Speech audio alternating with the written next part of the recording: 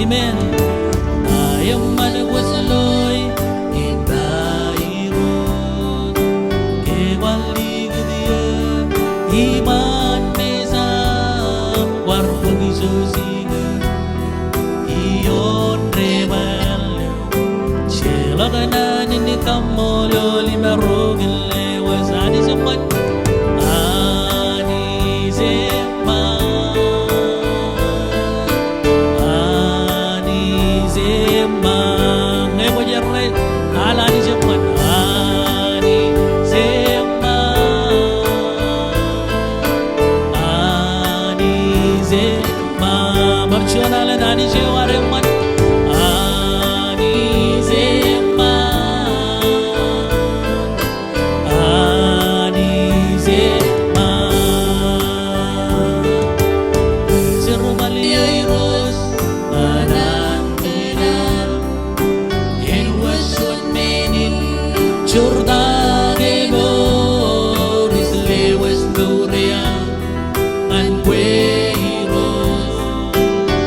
Zermalia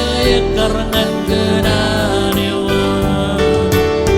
Zermalia irus anan kenan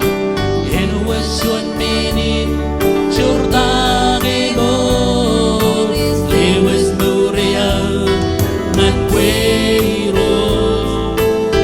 Zermalia karangan kenanewa Ali zaman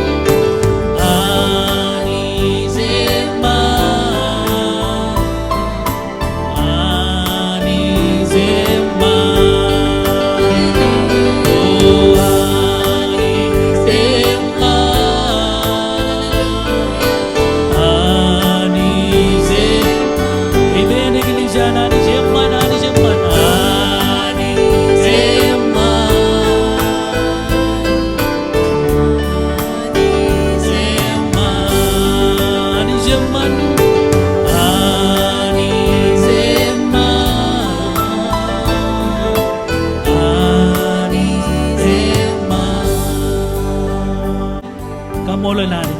ani zema ani zema ani zema ani zema ini kita lagi pendro nani zaman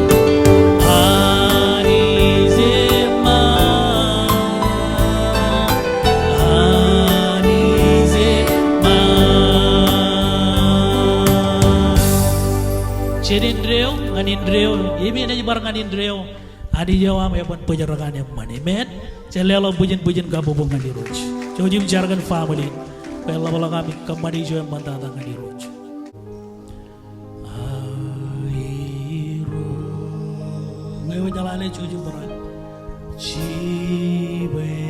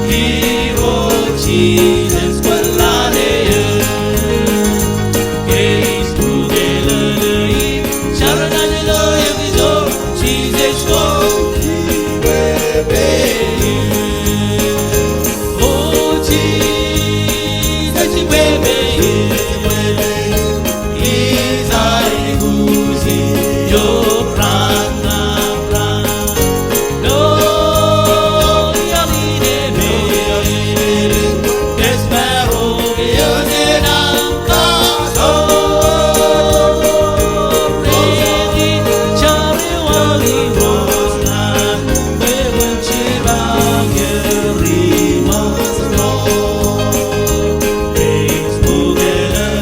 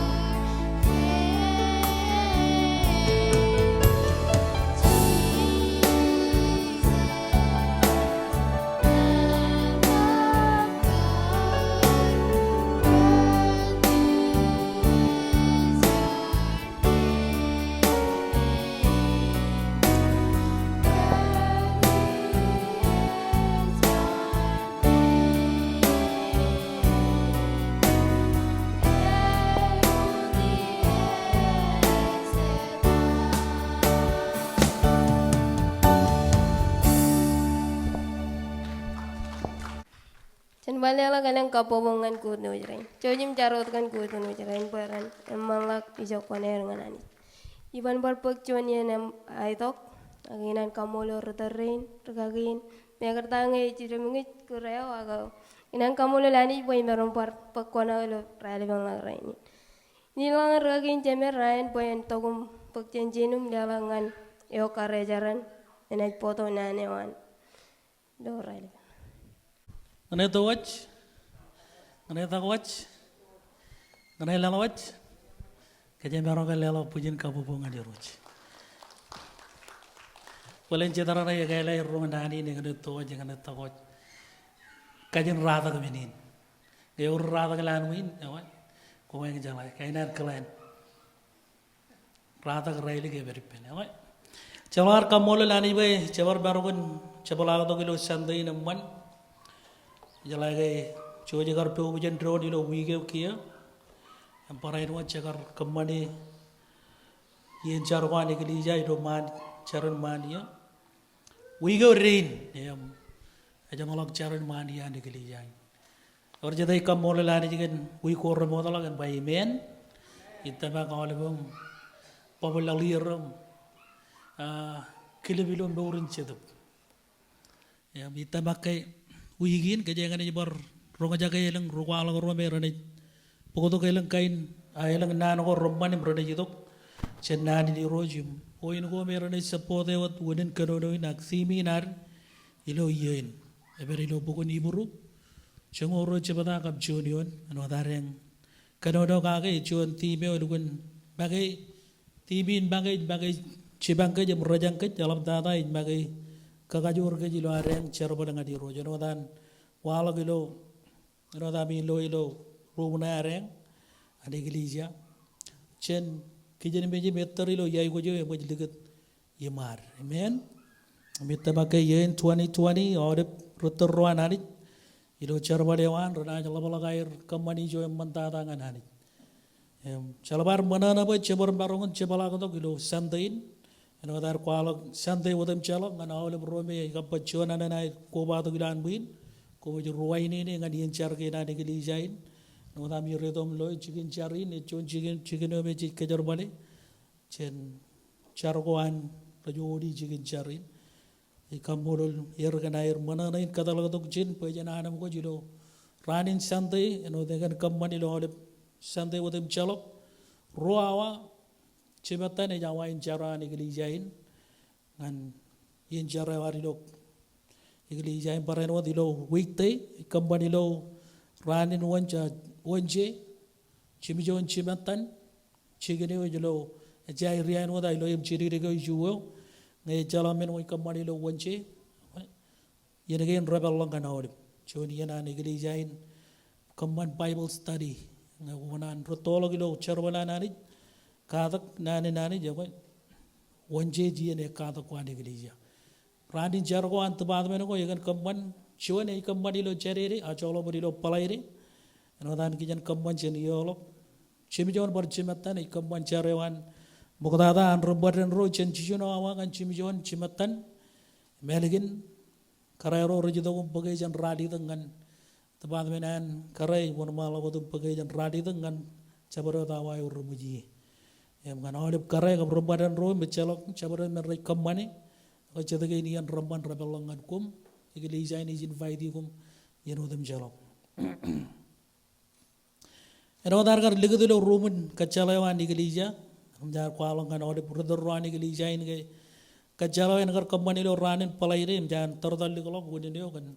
Jadi yang roh raja marukan perizin, yang udam ilo tiga raja raja kuizin. Raja dia tahu nanin yagu kejaran di lo santai ni no dari jembarong perijin rabari lo mejaru acolo lo majal lo ibai dia tahu nanin kejaran kejuan rada cebala ko lo wigin ngayaman eman kelan di roje ko jeni bar kejalai ko kom rodoro ngaya to mieneom yayo ole rodoro ni ko lagi na dareng lo ye ye ne jon ye laban eji allingi ne jon annenge chinon jon yem Elang menako cina aja ibu jen kenodo kaki kan kebut egli jain kanga cujum kaper nade od rumo nayam menye karuo ben per kacala ge naru lo ruminar Cabar karainot kanan kagai mimi jigeli jai ne no dar kar kagai mimi kom gailo santain ancholo bodilo ranu idiju mandre ngan ranin chuje na ju warjon kurba ji tokum kamman chuan kami kar rai pokodong ngat bugi lan muin kar kwalo kai chidian menogo me kajenga menogo moyen igeli jain rabane magajen lan muin woni ne ngene chep mangai ken kanya nyangam rai kwalo kai man ramarong perot ran chuje cholo ber mandre chuje na chemalok air kamane monje ber pellok iriain kajene ber kamane yen charun man yare ngilo yen halo wigin joda kai do anet tebat mininan good news kamane mereka kiri lahir alai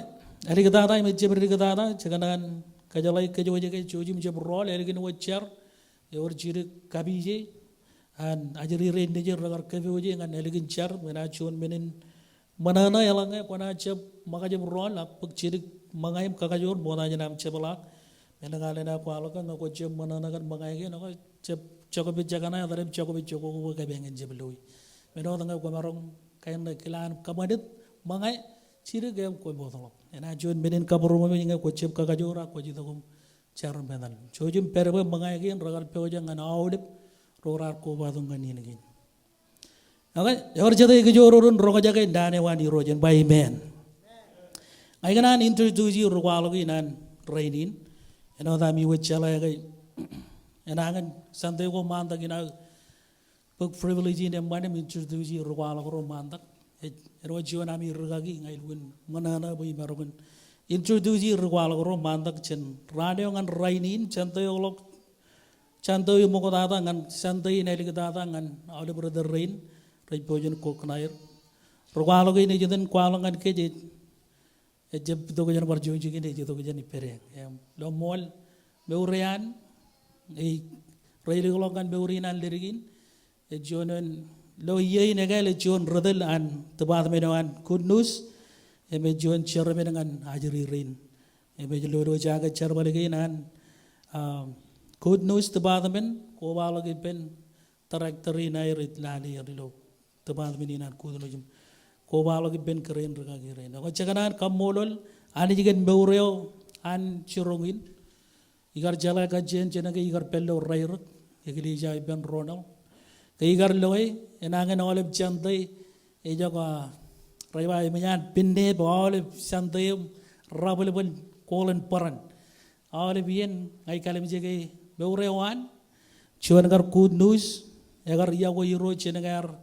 good news ngan kiye yurto me chon rejarbal ngan iro jen wo chon romandre olip yen egen ido ke pelderge chin enji ji ko maro kota pim ngai kamole lani gen beuran enji jan baro ko tagum charbal ngana ni ge maro lelo bujin kapu ngani roje enji egen pokoto ko leri gre incha den olip chewada olip sandai ngai wen dabare boy pokoto leri gre incha den peren ni dogum char em ngai wen dabar chinir boy egen katalog dok rotor air bergan katalog dok beren idogum sunday school olip chabat enji olip yen dari gerein cadan rolak itu kum cakar rejim kurang akan itu bicar, relugun pewajak,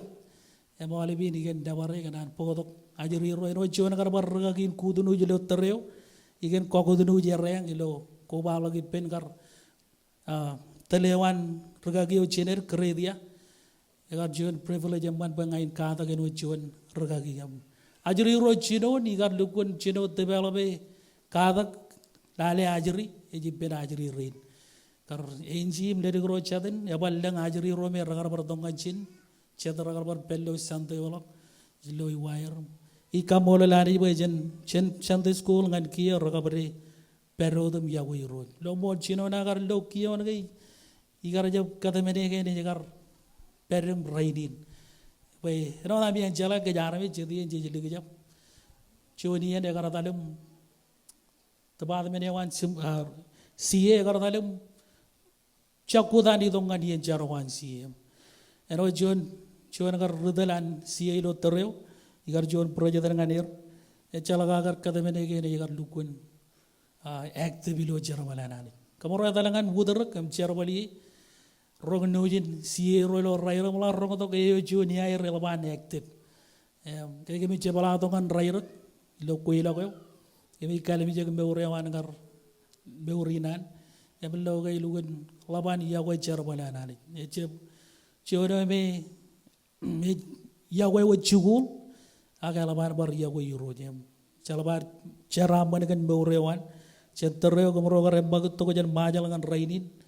kiyo ne ka bare perodum ya ko yuro jem ngin kananeo meno jelugun chubur war manana kage kay garong kay jidong ngan ailingin gar kay loy bo warra cena ngay gar juan ajri ngan kiya eden ayo to ko jenenga ikan kalim jege no juan ajri chide gar raini ne watano chide le jri lam choyle re gay lugun ya ko yiroj ani jen ke jarama Amen. Warcadaray kamola lani jiro herigan raiban rainin ran bay amen. Amen. Labar kamoro lani jibo marombar kobado kit nugunewan pajan marong jono duin pajan dela gudai imai bojo jam nabar ngane. Amen. Amen. Agwe labar kamola lani jigan herigan raiban rainin parain wadar kakirin kenyar marong kide bain jona reng speaker ayo ini podok nane ukijarido Edegan raiban rainin. Himokat aja nare yang wan malagot. Ini wan malagot terga jido car hidar kabar lagi yang cari nar parain wadangan nar ronga jaga cuanan cenan gua nani rok jar.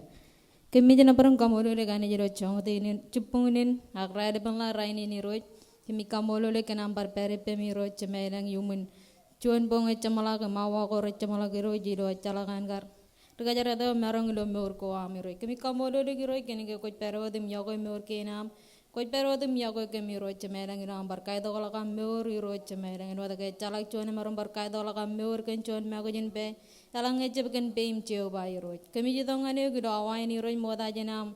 Rong jaga nan ko amiro cemerang kami kacet kencet ko jar jar am bo konco jem kata kala meur ke nam karre ke miro. Ke mare mi kane gem pada kami cewene gino dem jes. Kami rid ke jabi eno dem jejiro kami kacet bo konco jem karre ke miro. Parcuan ada na jewe jewe iro jidana tole bare nani nam cemerang kaman pencem ngawi kenono acet ko jar jar ni dogum kenono dong ngan kami do air gan raid ben raini na joy kami dem jej parcuan aren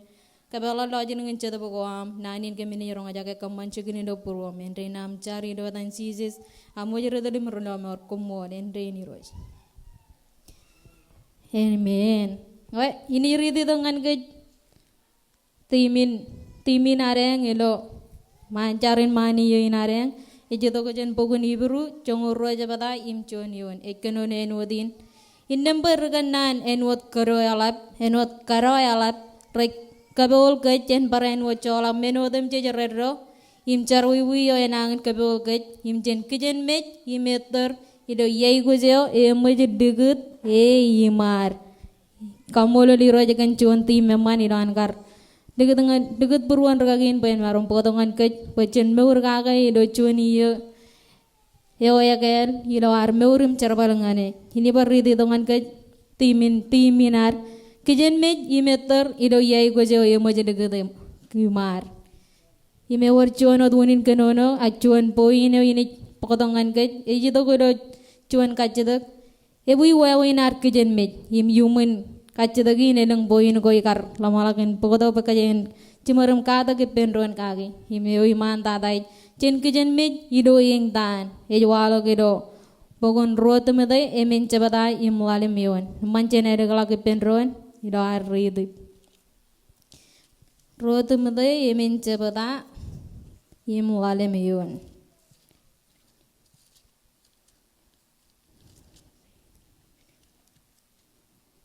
Ekenono enodin akon cada rilo menodem je kon kijen mejilo eng tan ko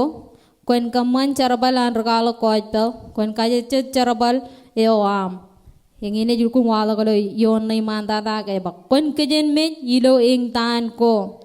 parjenen eng tan enod rutarinai emmanan krai amen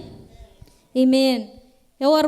royum raring tani do Bible bebe na tom elang armi jero raring tan akchonot armi jini pokotongan ke bebe na tom meurewan ken sizis ewareng tan yon rebel ken kuim nga jangan malakan anak kare ini ke drabaya lewan oleben perium jarui ko arra berie ari to ko pen rilegi im ko tola patagin pen kamanial im yalin lo mor ngan ke jodam je im chen ke yalang e chiji jareng tan indem wan ka jaro pa chen jebeng tan yala gitok ing tan wan meurin cirgot aga jaden kibab aga kalmang la ka jen kan chijes ari ne ge rabaya leo im ing tan goar ya karjap kalau cuan nan in pa na ngan armi jero ra pa na ye ijelagen ben gain ya kareng tan pen me im toto yon raben im kaman yalin lo mor ngan kwe im nga taga jicce brela kadang kapobongan Jesus jeni bad lale lo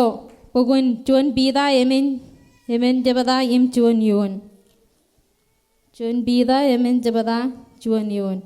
ikanono en wodin innam ba Christ areng dan ilo kanek en ami lamala kain wodayoan kan kain tarinay payo areng dan ilo kanek ar chokor cencar wiwi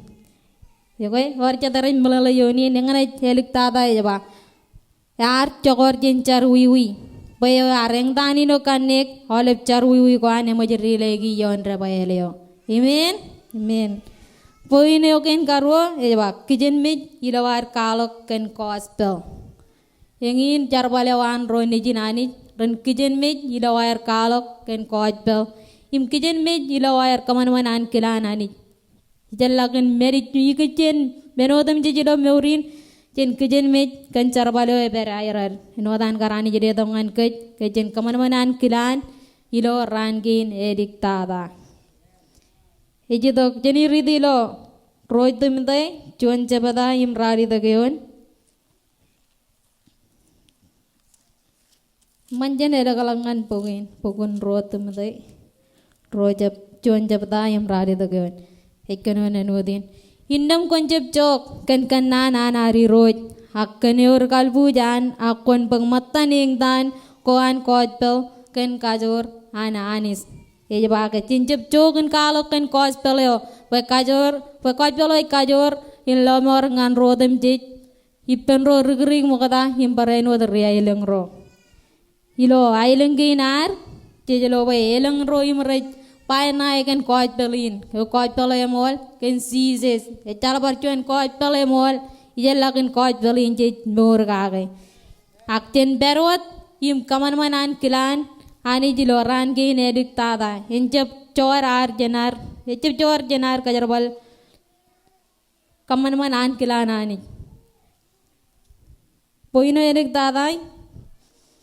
ikar kabotongan ke jiro chot chupungunin raide bengla raini ne kijen me ngancamalagen calaya ge ilo ar meur